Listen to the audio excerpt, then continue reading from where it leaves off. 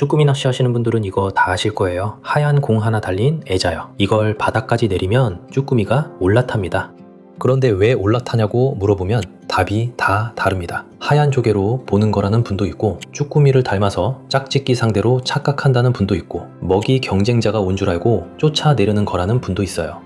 셋 다 그럴듯하죠. 그런데 셋 다 끝이 전부 카더라입니다. 확인된 건 하나도 없습니다. 꽃게에 이어서 쭈꾸미도 선비 할인 이벤트 준비해왔습니다. 구독하시고 끝까지 시청해주세요. 그래서 오늘은 이걸 보려고 합니다. 쭈꾸미는 대체 왜 이걸 올라타는 걸까요? 근데 이 쭈꾸미 낚시 2000년 전부터 해오던 낚시입니다. 알고 계셨나요? 여기 구멍 보이시죠? 끈을 꿰려고 뚫은 겁니다. 한 자리에서 490개가 네 무더기로 엮인 채 나왔어요. 안에는 아무것도 안 들었습니다. 미끼가 없어요. 그런데 잡힙니다. 이 항아리 얘기는 뒤에 알쓸신낙에서 자세히 풀어놨으니까 여기선 필요한 것만 짚고 갈게요. 그런데 시간이 지나면 쭈꾸미가 알아서 들어가 있습니다. 아무도 안 불렀고 안에 먹을 것도 없는데요. 그 논문에는 이 어법을 이렇게 정의해놨습니다. 이 고기잡이는 쭈꾸미가 숨는 성질을 이용한 것이다. 미끼 하나 없이 2000년입니다. 그래서 사람들은 이걸 이렇게 이해했어요. 쭈꾸미가 숨을 곳을 찾는 습성이다. 자, 그런데 정반대로 잡는 방법도 있습니다. 어떤 데선 바늘에 이걸 묶어서 잡아요. 락교요. 초밥집에서 분홍 생강 옆에 같이 나오는 그 새콤한 하얀 알맹이. 일본에는 테냐라는 채비가 있습니다. 바늘하고 무게추가 한 몸으로 붙어있는 물건인데요. 우리 애자하고 구조가 닮았습니다. 그런데 결정적으로 다른 게 하나 있어요. 여기에 아까 그 락교를 묶습니다. 흉내낸 게 아니라 진짜 먹는 반찬을 그대로 묶어요. 누군가 이걸 그대로 바다에 넣어본 겁니다. 근데 왜 하필 락교였을까요? 이게 재밌는 게 락교가 아니어도 됩니다. 흰 도자기 조각도 되고 대파 흰 두분도 되고 돼지 비계도 돼요. 도감에 그렇게 적혀 있습니다. 그러니까 락교가 특별한 게 아니라 흰 것이면 되는 겁니다. 근데 이 흰 게 쭈꾸미한테는 뭘로 보이길래 그럴까요? 자, 그럼 정리가 이상해집니다. 한쪽은 미끼가 아예 없고 한쪽은 미끼 그 자체예요. 원리가 정반대인데 둘 다 잡힙니다. 자, 그럼 우리가 지금 바닥에 내리는 이 애자는 둘 중 어느 쪽일까요? 들어갈 구멍도 없고 미끼도 안 달렸는데요. 그런데 정작 현장에서는 이걸 뭐라고 부르는지 아세요? 미끼라고도 집이라고도 안 합니다. 애기 밑에 다는 봉돌 같은 거라고 해요. 그게 그냥 하는 말이 아니에요. 10년쯤 전 조행기를 찾아보면 봉돌 대신 애자를 쓴다고 적혀 있습니다. 원래는 애기 밑에 무게 잡으려고 달던 물건이었던 거죠. 그러다 애자만 떼서 던지는 사람들이 늘었습니다. 애자 하나로 애기보다 더 잡는다는 얘기가 돌았고요. 현장에서는 이걸 애자의 반란이라고 불렀습니다. 그런데 여기서 얘기가 한 바퀴 돕니다. 애자에 생 미끼를 묶는 채비가 나왔어요. 저희도 봤습니다. 다들 공치는 날에 한 분만 계속 올리시던데 애자에 꽁치포를 잔뜩 감아 오셨더라고요. 흰 덩어리만 남았던 물건에 사람들이 다시 먹을 걸 붙인 겁니다. 그럼 애자는 일본에서 온 걸까요? 반은 맞고 반은 모릅니다. 무게추에 흰 덩어리를 붙인 공 모양 채비는 일본에 있어요. 그런데 우리가 쓰는 애자를 누가 언제 처음 만들었는지는 아무도 모릅니다. 정리하면 같은 물건을 두고 누구는 집이라고 하고 누구는 먹이라고 하고 실제로 던지는 사람은 그냥 무게라고 부르는 겁니다. 세 사람 다 다른 얘기를 하고 있어요. 그런데 이 애자, 현장에서는 실제로 되는 자리가 있다고 합니다. 저희가 선장님께 직접 여쭤봤어요. 애기의 반응이 드물 때 애자만 계속 올라오는 날이 있다고 하시더라고요. 특히 물이 잘 안 갈 때요. 이쪽 선장님들은 그런 날이면 방송으로 애자를 쓰라고 권한답니다. 그렇게 해서 더 잡았다는 얘기도 직접 들으셨대요. 봄 쭈꾸미 출조 때 정조에 애자로 더 잡은 경험도 있으시고 옆에서 애자로 잡으니까 애자 없냐고 물어보신 분들도 덜어 있었다고요. 그런데 마지막에 이렇게 덧붙이셨습니다. 죄송하지만 원인은 모르겠습니다. 여기서 사람들이 붙인 설명은 이겁니다. 하얀 조개인 줄 알고 달려든다. 그런데 이 설명 파고들수록 좀 수상합니다. 낚시책에도 인터넷에도 다 똑같이 적혀 있어요. 흰 조개로 착각해서 달려든다고요. 문장까지 거의 같습니다.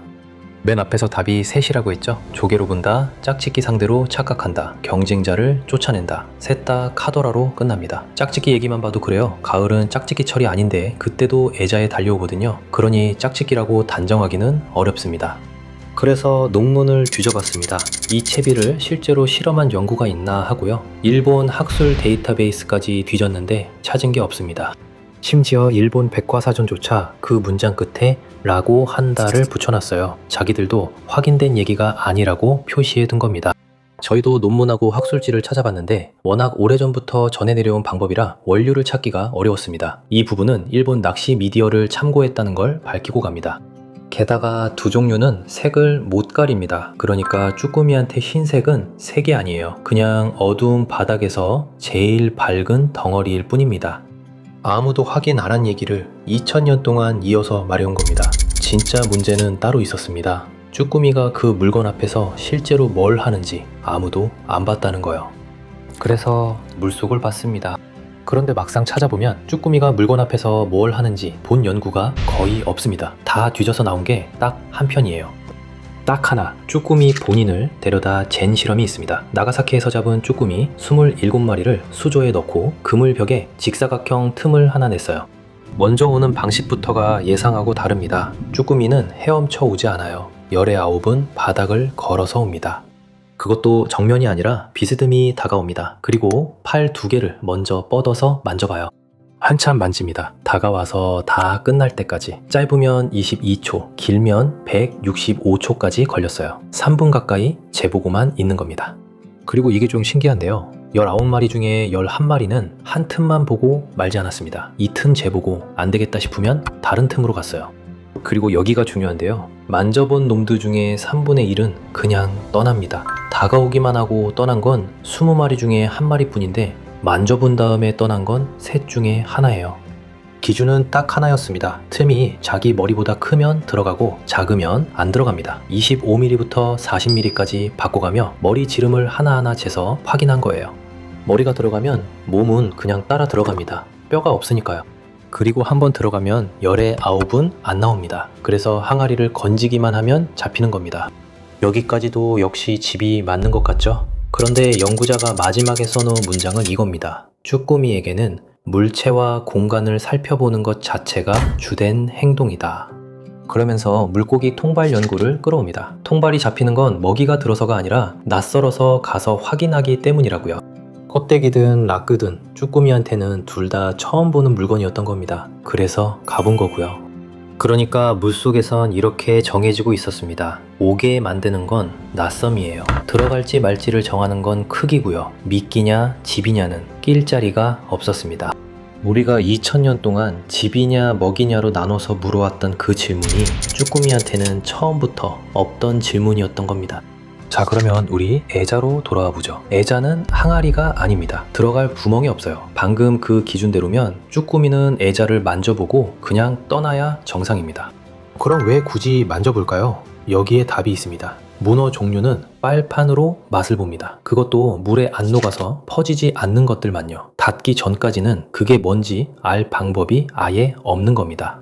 그래서 애자가 하는 일은 이겁니다. 잡는 게 아니라 만지게 만드는 거예요. 2000년 항아리는 들어갈 때까지 기다리는 도구고 애자는 만지는 그 몇 초를 낚아채는 도구입니다. 그래서 항아리엔 챔질이 없고 애자는 챔질이 전부인 거고요. 그리고 선장님이 말씀하신 그 정조요. 원인은 저희도 확답 못 드립니다. 그런데 논문에 이런 게 있어요. 문어는 냄새를 맡을 때 흐르는 물을 거슬러 올라가면서 찾아갑니다. 물이 안 가면 그 방법 자체가 안 되는 거죠. 그러니까 무겁다 싶으면 올라탄 게 아닙니다. 만지고 있는 겁니다. 아까 그 실험에서 짧으면 22초, 길면 165초였죠. 그게 우리한테 주어진 시간입니다. 처음에 보여드린 이 물건 다시 보시죠. 이제 뭔지 아시겠죠? 조개 껍데기도 아니고 라크도 아닙니다. 쭈꾸미더러 만져보라고 우리가 바닥에 내려놓는 물건이에요. 여기서부터는 알아두면 쓸데없는 신기한 낚시 상식입니다.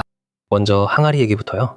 우리나라에도 똑같은 게 있었습니다. 전북 곰소만에서는 이걸 소랑줄이라고 불렀어요. 소라를 줄에 꿰다는 뜻입니다. 재밌는 건 이게 어느 한 나라 것이 아니라는 겁니다. 일본에도 있었고 우리나라에도 있었어요. 철만 좀 달라요. 우리는 봄 한 철, 일본은 겨울하고 여름 두 번. 서로 베낀 게 아니라 각자 같은 답에 도착한 거죠. 앞에서 보신 그 2000년 전 항아리도 바로 이 방식에 쓰던 겁니다. 삼국시대보다 앞선 물건이에요. 그럼 쭈꾸미는 원래 어디에 숨을까요? 그게 좀 딱합니다. 서해 뻘바닥에는 숨을 데가 거의 없어요. 돌도 없고 굴도 없습니다. 그냥 펄이 끝없이 펼쳐져 있어요. 그래서 우리 서해를 조사해보니 쭈꾸미가 큰 조개 껍데기 아니면 버려진 병이나 타이어 안에다 알을 낳고 있었습니다. 쭈꾸미 입장에서는 껍데기나 소주병이나 별 차이가 없었던 거예요. 그 항아리 실제로 어떻게 잡는 건지도 기록에 남아 있습니다. 1990년 민족학 연구예요. 굵은 줄 하나에 짧은 줄을 여러 개 매답니다. 준하기랑 똑같은 구조예요. 그 끝마다 조개 껍데기로 만든 항아리를 하나씩 답니다. 그걸 바닥에 쭉 늘어놓고 그냥 둡니다. 줄만 건져 올리면 됩니다. 들어앉은 채로 그대로 올라와요. 그래서 이 어법에는 챙질이라는 게 아예 없습니다. 그리고 요즘은 소라 껍데기가 모자라서 굴 껍데기 가루를 섞어 인공 소라방을 만드는 연구도 나와 있습니다. 2000년 된 방법을 아직도 개량하고 있는 거예요.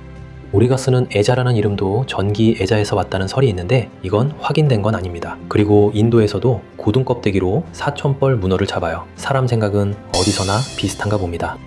참 금어기는 8월 31일까지입니다. 그때까지 눈으로만 담아두시죠. 그리고 구독자분들 선비 할인 이벤트도 있으니까 고정 댓글하고 설명란 확인해보세요.